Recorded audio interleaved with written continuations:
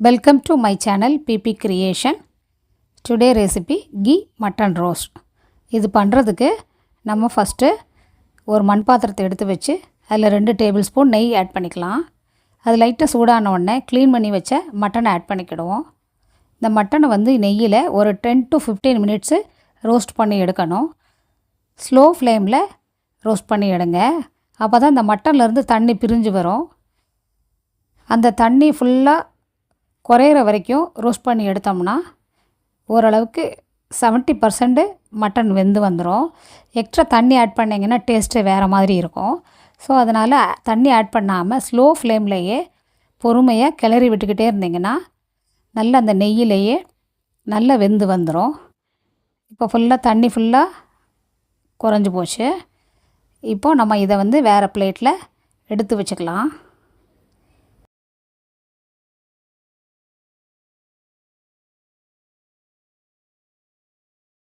இந்த மீதம் இருக்க நெய்யிலேயே ஒரு பெரிய பல்லாரியை சின்ன சின்னதாக கட் பண்ணி ஆட் பண்ணிக்கலாம். தேவைப்பட்டால் ஒரு டேபிள் ஸ்பூன் எண்ணெய் சேர்த்துக்கோங்க. இதை லைட்டாக வதக்கிட்டு இதுக்கப்புறம் கொஞ்சமாக மஞ்சள் தூள், ஒரு டேபிள் ஸ்பூன் இஞ்சி பூண்டு பேஸ்ட்டு சேர்த்துட்டு பச்சை வாசனை போகிற வரைக்கும் வதக்கி எடுத்துக்கோங்க. காரத்துக்கு ஏற்ப ஒரு டேபிள் ஸ்பூன் மிளகாய்த்தூள், ஒரு டேபிள் ஸ்பூன் மல்லித்தூள், தேவையான அளவு உப்பு, கொஞ்சம் மிளகு, ஜீரகத்தூள் ஆட் பண்ணிவிட்டு இதனோட ராஸ்மெல் போகிற வரைக்கும் லைட்டாக வதக்கி எடுத்துக்கோங்க.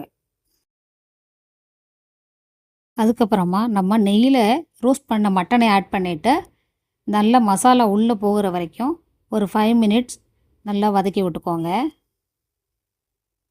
அதுக்கப்புறமா நம்ம மூடி போட்டு 10 to 15 மினிட்ஸ் அப்படியே விட்டுறலாம். ஸ்லோ ஃப்ளேமில் அப்படியே இருக்கட்டும். 10 மினிட்ஸ் கழித்து ஓப்பன் பண்ணி பார்த்தா நல்லா கமன்னு மட்டன் ரோஸ்ட் ரெடி ஆயிடுச்சு. அப்படியே சாப்பிடணும் போல் இருக்குது. இதை வந்து அப்படியே டைரெக்டாக சர்வ் பண்ணால் மொத்தமும் காலி ஆயிரும்.